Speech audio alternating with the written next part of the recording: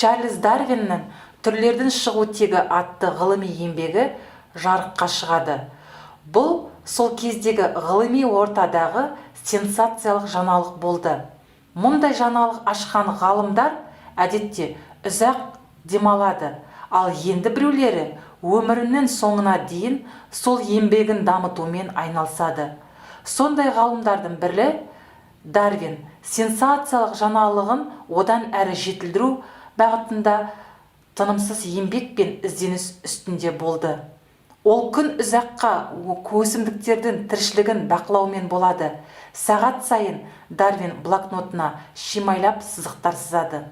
Бұл сызықтар күннен күнге көбейе береді. Сөйтсе Чарльз Дарвин өсімдіктердің байқалмайтын баяу қозғалыстарын бақылаған екен. Өсімдіктерде қозғалыстың негізгі түрлері трапизм, таксис, настия және нутация. Трапизм грек тілінен аударғанда бұрылыс, бағыт деген мағынаны білдіреді. Бұл өсімдіктердің немесе олардың мүшелерінің тітіркендіргішке бағыттала қозғалуы. Бұған өсімдіктің күнге қарай бағытталып, жоғары қарай өсуі. Гелиотропизм тамырлардың жер ортасына қарай төмен бағытталуы геотропизм мысал бола алады. Өсімдік бұдан басқа жарық көзіне бағытталып та өсе алады. Гелиотропизм оң, жылы сүйгіш өсімдіктердің күн көзіне бағытталып өсуі.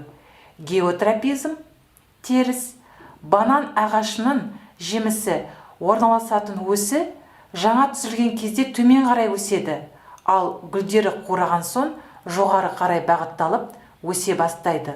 Бұл теріс геотропизмге мысал.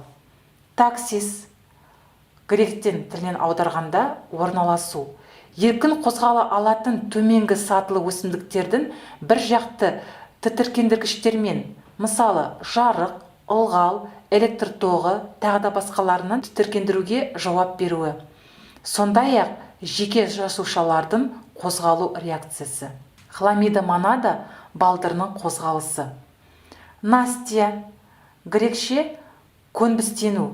Өсімдік органдарының төменгі немесе жоғарғы ұшындағы жасушалардың біркелкі өспеуінен немесе сол жасушаларда тургор қысымының бірдей болмауынан болатын құбылыс.